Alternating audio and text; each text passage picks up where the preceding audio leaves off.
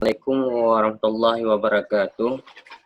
Waalaikumsalam warahmatullahi wabarakatuh. Langsung untuk menghemat waktu, langsung saja. Terima kasih Prof dan kawan-kawan.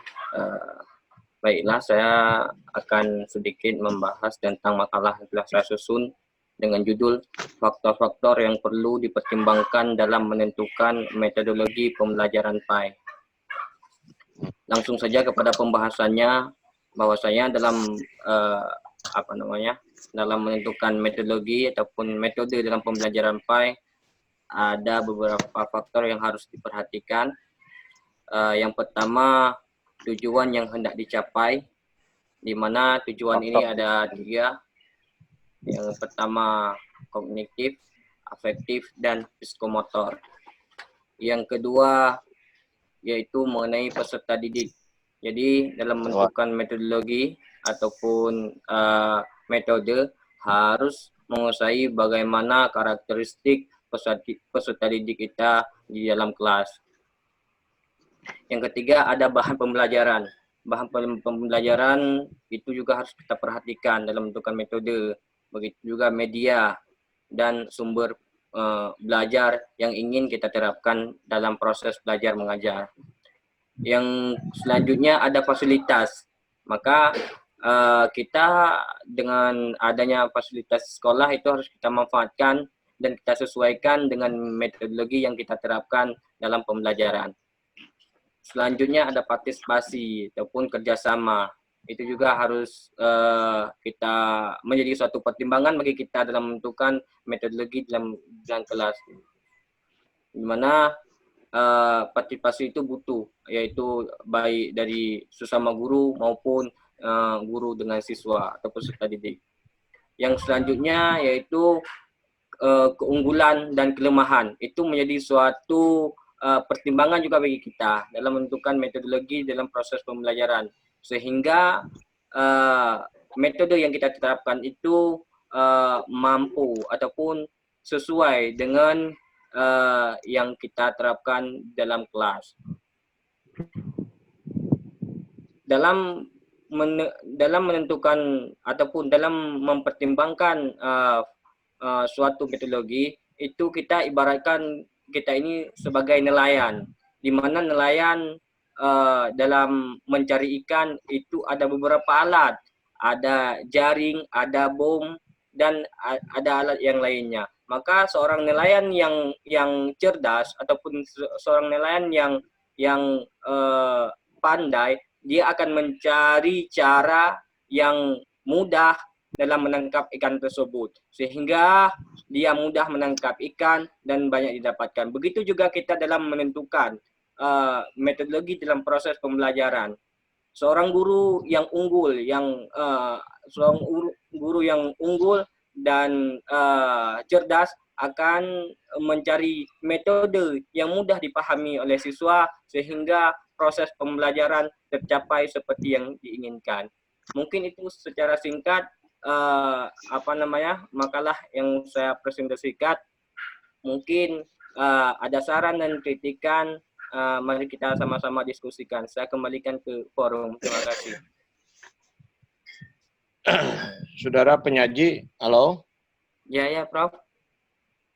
Ada nggak ya kutipan-kutipan yang memperkuat ya temuan tadi itu, misalnya pendapat siapa yang mengatakan bahwa itu beberapa faktor itu dipertimbangkan, misalnya menurut siapa. Yang kedua, ada nggak dalil-dalil ayat Quran, hadis itu yang memberi isyarat bahwa hal-hal tersebut harus dipertimbangkan di dalam, atau mungkin juga cerita Rasulullah, sirah Nabawi gitu, yang memberi petunjuk bahwa dalam pembelajaran itu faktor-faktor itu harus dipertimbangkan. Dari bacaan saudara penyaji ada nggak yang ditemukan? Dari rujukan sumber-sumber. Ada, Prof. Kalau Coba. itu yang tadi mungkin itu merupakan kesimpulan yang sudah saya simpulkan dari beberapa pendapat. Kalau kita melihat ada hadis Nabi bahwasanya bagi segala sesuatu itu ada caranya atau metodenya, dan metode masuk surga adalah ilmu. Itu mungkin salah satu cara Nabi, ya, cara Nabi menjelaskan bahwasanya kita harus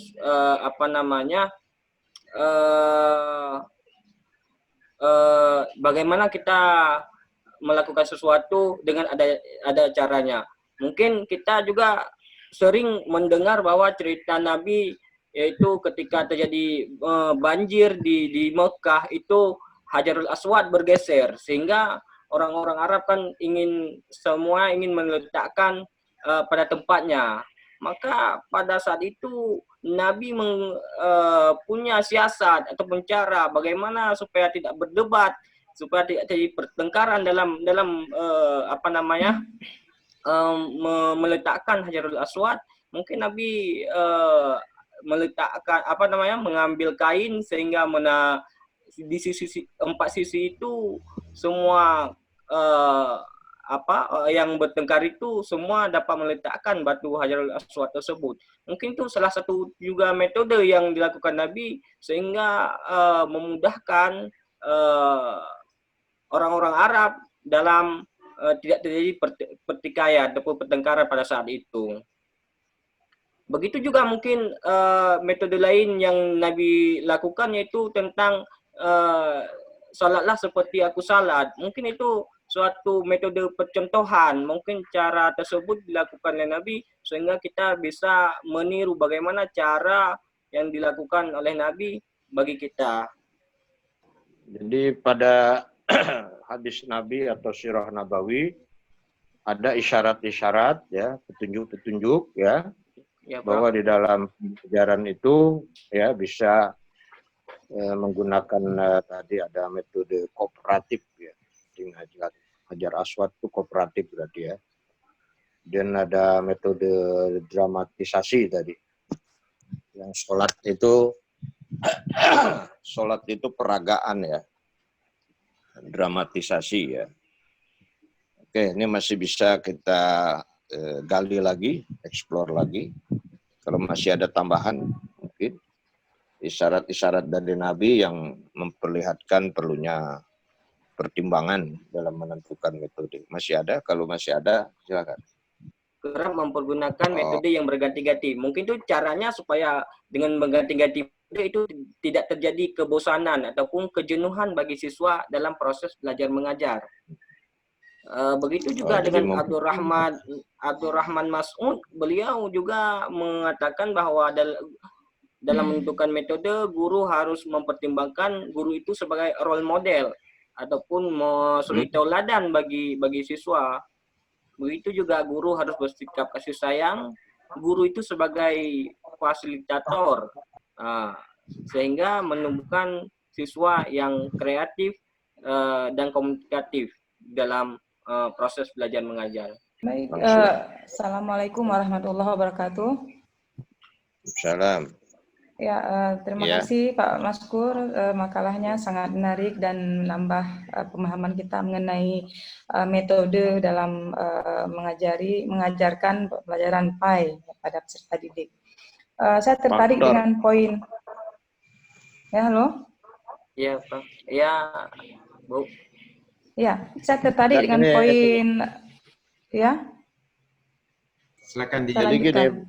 Yang kita mau bicarakan hari ini hal-hal atau faktor-faktor yang perlu dipertimbangkan, ya, di dalam menentukan metode. Ini kan kita misalnya mau pakai metode apa, itu faktor apa yang dipertimbangkan. Fokus kita itu, silakan. Ya, Prof. Saya tertarik dengan poin B tentang prinsip metodologi pembelajaran PAI. Dalam poin ini disampaikan oleh Umar Muhammad At-Tauni Al-Saibani dalam sekian banyak prinsip-prinsip metodologi pendidikan agama Islam, Salah satunya adalah pendekatan local wisdom, yaitu pendekatan dengan berbasis kearifan lokal. Dan hal ini menjadi isu yang sangat booming dewasa ini, di mana banyak praktisi pendidikan melibatkan nilai-nilai kearifan lokal dalam pengajaran secara global. Dan sangat tertarik, saya rasa saya sangat merasa tertarik dengan mengaplikasikan pendekatan local wisdom dalam pengajaran PAI. Nah, yang menjadi pertanyaan dan poin yang ingin saya diskusikan di sini, apakah ada isyarat-isyarat dari Rasulullah di masa Rasul atau yang bisa kita dapatkan dalam sirah Nabawiyah yang menjelaskan bagaimana pola pendidikan Rasulullah dalam mengajarkan agama Islam dengan berbasis kearifan lokal, dengan berbasis pendekatan dengan warga setempat ataupun budaya-budaya, culture bangsa Arab pada waktu itu. Demikian yang bisa saya sampaikan. Terima kasih. Assalamualaikum. Silakan langsung. Kita bisa melihat bahwasanya salah satu praktek ataupun metode Nabi tentang kearifan lokal bisa kita contohkan bahwasanya Nabi dalam makan selalu menggunakan tangan kanan. Itu merupakan mungkin hal yang memang secara umum, tapi ini hal yang dipraktekkan oleh semua kalangan. Bagaimana Nabi menggunakan dengan tangan kanan dengan sebagaimana beliau mengatakan makalah dengan tangan kanan, maka ini menjadi suatu kearifan lokal ataupun kebudayaan bagi seseorang untuk menggunakan tangan yang baik dalam makan. Itu mungkin metode yang dipraktekkan secara langsung itu menurut. Itu mungkin itu keteladanan kali ya. Ada keteladanan dengan tangan kanan itu isyarat bahwa keteladanan itu. Mengajar dengan keteladanan. Ya. Oke, jadi sebenarnya yang tadi itu, yang Nabi itu, Nabi Muhammad itu kalau mau menyampaikan sesuatu, itu dilihat dulu orangnya itu asal dari mana. Itu asalnya dari mana. Ini kearifan lokalnya. Jadi tidak mengeneralisir semua orang sama. Itu. Contoh misalnya ketika ada orang Arab kencing di masjid, itu mau dipukulin. Mau dipukulin ya itu. Mau dikeroyok. Kata Nabi bilang, jangan. Gitu. Cukup disiram saja, sudah selesai. Gitu. Nah ini menunjukkan bahwa Nabi itu sangat arif. Bahwa dia ini sebenarnya siapa. Mungkin dia belum tahu lingkungan tradisinya, maka oleh Nabi dimaafkan. Nah itu kearifan itu di situ. Arif itu artinya orang yang bijak, yang mempertimbangkan dengan penuh kehati-hatian. Itu arif. Yang kedua, kita lihat Nabi ketika menyampaikan misalnya soal ajaran keimanan, itu melihat dulu orang ini siapa, gitu konteksnya, ini lokalnya itu gimana. Gitu. Kalau orang ini misalnya ternyata orangnya bakhil ya, orangnya bakhil itu tidak suka memberi, maka Nabi menghubungkan iman itu dengan kedermawanan. Misalnya Nabi mengatakan tidaklah dianggap orang itu beriman kalau perutnya kenyang sendiri, tetapi tetangganya lapar. Nah, iman dihubungkan dengan kedermawanan. Ketika Nabi tahu lokal wisdom orang itu seperti itu karakternya. Yang kedua, Nabi menghubungkan keimanan itu dalam tempo yang lain dengan membuang duri di jalan. Nah, ini mungkin dihubungkan dengan orang itu ya cenderung tidak punya kepedulian sosial. Maka Nabi menghubungkan iman itu dengan membuang duri di jalan. Pada kesempatan lain, Nabi menghubungkan iman itu dengan mencintai. Mungkin Nabi tahu orang ini ya rasa empati simpatinya kurang. Maka Nabi mengatakan la yu'minu ahadukum hatta yuhibba li akhi ma yuhibbu li nafsi. Nah, jadi ini local wisdom itu. Nah, makanya kita nanti kalau di sekolah itu misalnya nih ada anak dari latar belakang ini, itu semua harus diperhatikan, jangan sampai anak-anak itu tersinggung gitu. Yang kedua, di dalam memberi contoh, misalnya harus contoh-contoh yang dialami oleh anak itu, sehingga dia nyambung gitu lah. Nah, jadi dulu kan cenderung di zaman pendidikan sentralistik itu kan terlalu global, terlalu polanya global, maka setelah ada reformasi, ada pertimbangan local wisdom. Jadi masing-masing sekolah di daerah itu memberikan muatan lokal. Misalnya kalau di daerah Sunda ya dikasih pelajaran bahasa Sunda, kesenian Sunda, tari-tarian Sunda. Nah, lalu di Jawa seperti begitu. Nah, ini lokal ini sehingga itu menjadi nilai-nilai yang digunakan untuk pendidikan. Nah, termasuk satu lagi yang disebut dalam agama itu al-uruf. Lokal itu uruf. Uruf itu dalam bahasa Arab namanya ma'ruf. Ya kan, amar ma'ruf nahi munkar. Jadi ada uruf, ada al-khair, ada al-hasanah, ada at-thayyib, itu lain-lain tuh. Kalau uruf itu kebaikan, tapi kebaikan yang sifatnya lokal. Jadi dari situ jelas bahwa Nabi seorang yang memperhatikan muatan lokal di dalam mendidik itu. Nah, karena itulah kalau kita mau mendidik, itu kita harus punya data yang lengkap tentang latar belakang anak itu. Latar belakang anak itu harus kita punya data, biodata itu. Supaya kita bisa masuk menjelaskan suatu berdasarkan background anak itu. Sehingga pelajaran itu lebih nyambung dan lebih mudah diterima oleh anak-anak itu. Oke, pertanyaan berikutnya apa?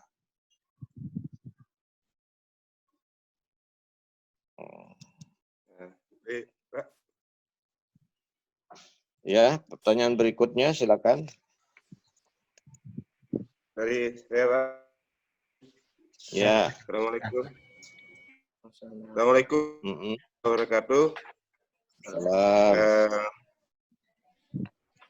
Atas kesempatan dari paparan Pak, saya ingin melihat ada sudut Pak tadi, di mana kalau paparan tadi mengibaratkan seperti nelayan. Biasanya ada juga filosofi yang lain seperti orang mencocok tanam dengan persediaan bibit dan menjaganya, dan apabila salah dari pertama mungkin akan salah hasilnya.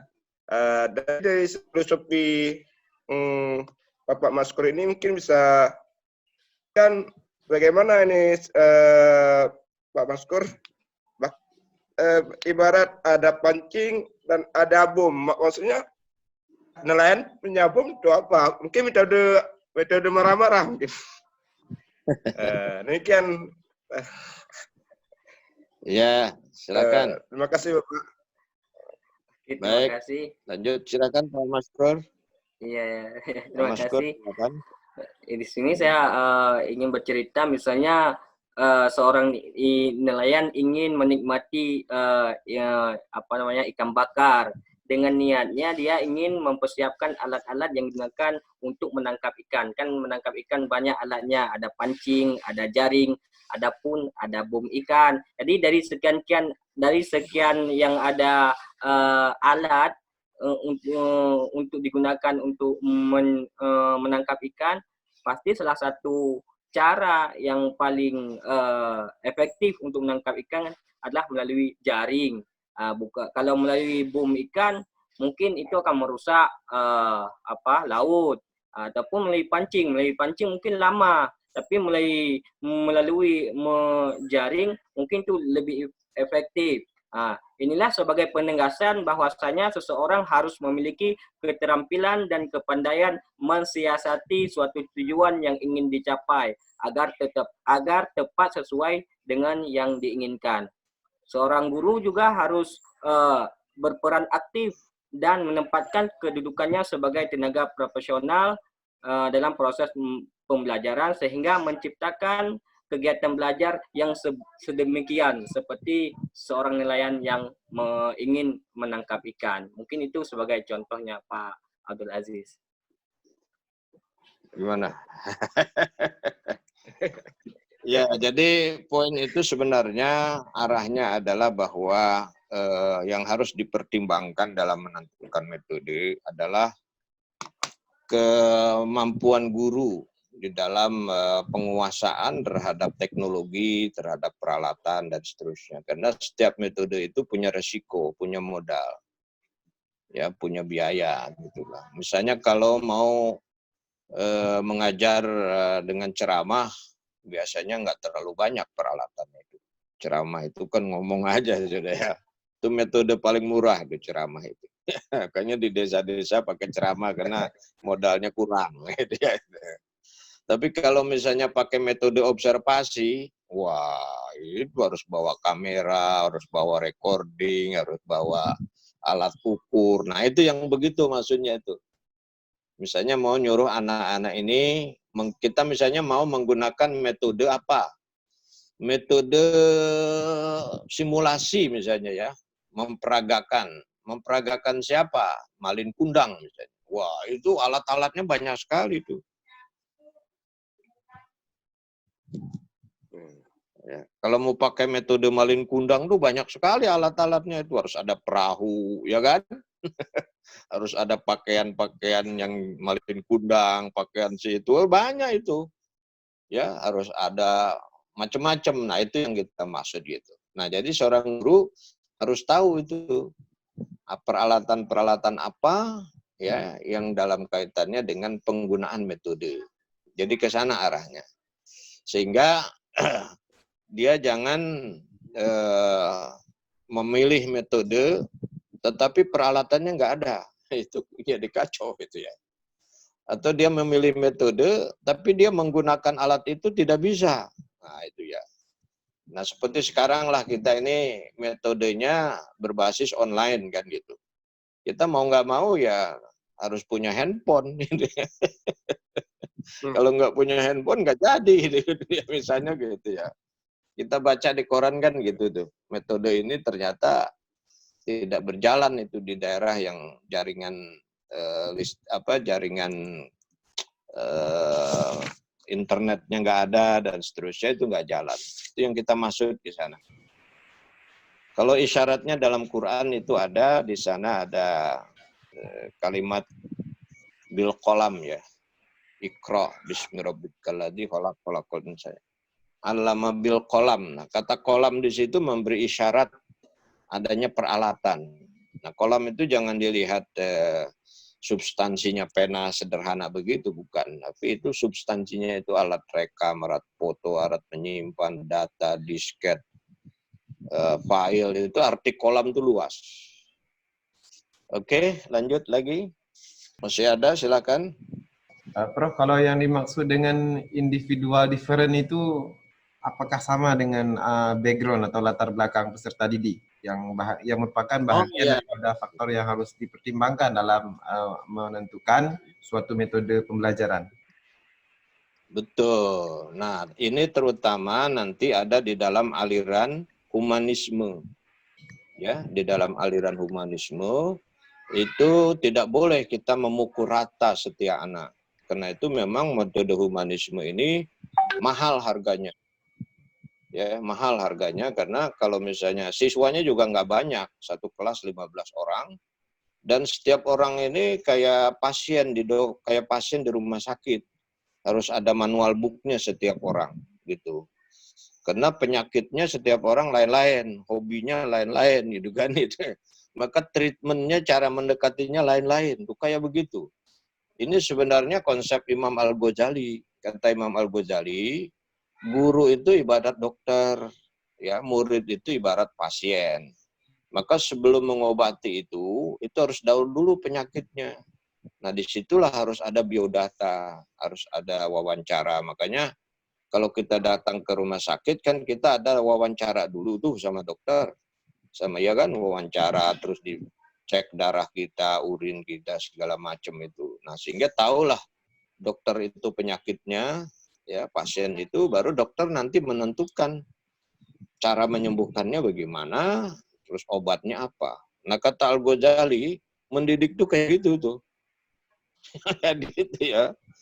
Nah, dengan begitu maka siswanya jangan banyak-banyak ya. Kita kan seringkali satu kelas 40 orang. Waduh, nggak kepegang. Nah, di dalam metode teori pendidikan humanisme berbasis pada manusia, bahwa pendidikan harus bertolak dari perbedaan individu. Nah, jadi akhirnya kita begini, kalau kita punya murid di kelas 40 orang, ada unsur persamaannya ada. Ya. Nah, dalam persamaan ya kita tidak terlalu sulit lah ya menyampaikan pelajaran. Misalnya pelajaran bahasa Indonesia semua sama. Tapi kalau sudah pelajaran kesenian, nah di sini mulai kelihatan tuh. Ya. Mulai kelihatan tuh belajar kesenian. Ada yang hobi, ada yang enggak. Tuh, mulai kelihatan tuh. Terus belajar olahraga, nah, udah mulai kelihatan lagi tuh. Ya. Nah, terus pelajaran matematik, ya udah mulai kelihatan lagi tuh. Ya, ada yang suka matematik, ada yang enggak gitu. Nah, di sini sebaiknya guru harus bijaksana itu, jangan memperlakukan semua orang ya semuanya ahli matematik, semuanya ahli bahasa Inggris, tidak. Itu dalam humanisme dibedakan itu, dan jangan menganggap kalau nggak bisa matematik orang itu sepertinya derajatnya kurang, tidak. Nah, dia di matematik itu mungkin rendah, tapi di bidang lain dia tinggi. Nah, kalau dulu ada kesan kalau rendah di bidang eksak dianggap rendah, tidak. Nah, jadi kalau dalam humanis pertimbangan-pertimbangan itu, nah nanti setelah tahu latar belakang itu, maka cara mendekati individu itu beda-beda lagi, beda-beda lagi. Nah, itu dalam aliran humanisme seperti itu. Karena itu sebelum mengajar, guru itu harus punya data tentang background itu.